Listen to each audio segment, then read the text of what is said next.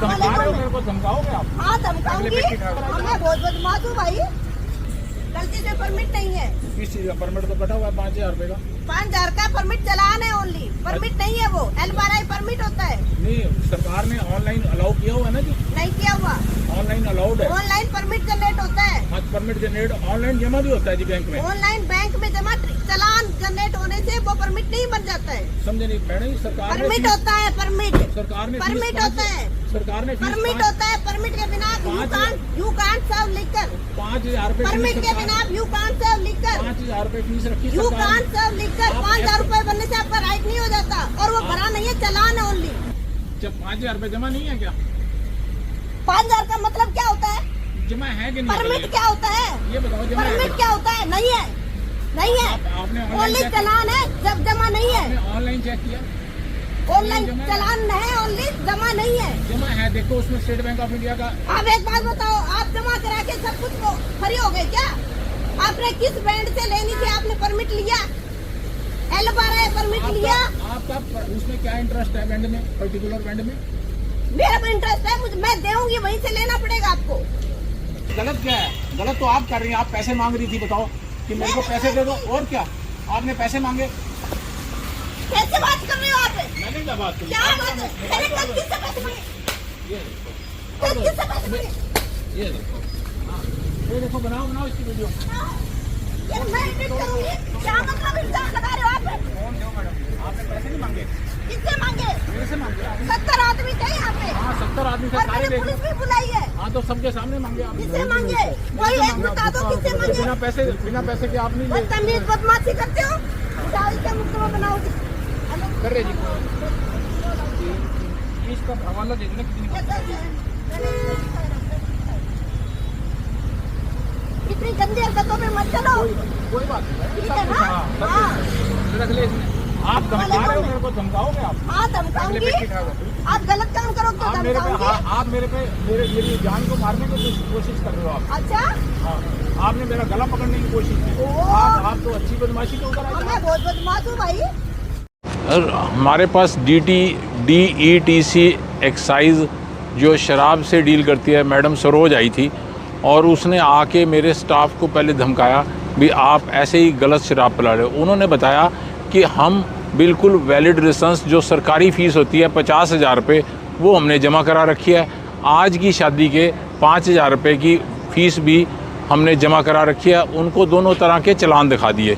वो हमारी फ़ाइल लेके जो है इनसे, जो स्टाफ वाले थे हमारे, इनसे छीन के लेगी अपने साथ। तो इतनी देर में मैं भी मौके पे पहुंच गया।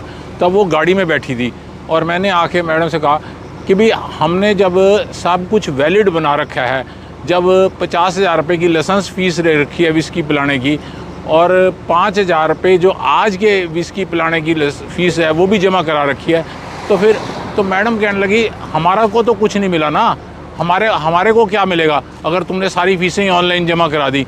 तो मैंने कहा मैडम जी वो तो मेरे लिए पॉसिबल नहीं है, वो काम तो मैं नहीं कर सकता। जब हमने जो सरकारी फ़ीस है वो जमा करा दी है, तो कह रही मैंने पुलिस बुला लिया और तुम्हें जो है अंदर कराऊंगी। मैं कहा ऐसा तो कोई गुनाह ही नहीं है।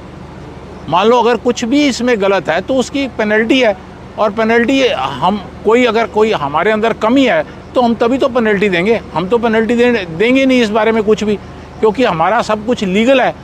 तो वो नहीं मानी, कह रही मैं अच्छा अभी शराब की बोतल लाके आपको फंसा दूंगी।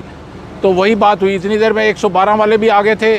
फिर मैंने ही खुद पुलिस को फ़ोन किया, SHO को, DSP को, सबको बता दिया भी ये मामला है इसी तरह। तो फिर पुलिस वाले जो है चौकी इंचार्ज भी आ गए थे, उन्होंने मैडम को बुलाया, फ़ोन किया कि मैडम आप आ जाओ। और मैडम जैसे ही आई तो कह रही मैं तो यहाँ रिजॉर्ट के सामने नहीं खड़ी होंगी, मैं तो गाड़ी से नहीं उतरूँगी। गाड़ी से वो उतरी नहीं और हमने उनको पूछना शुरू किया मैडम जी बताओ तो सही कि हमारा गुनाह क्या है।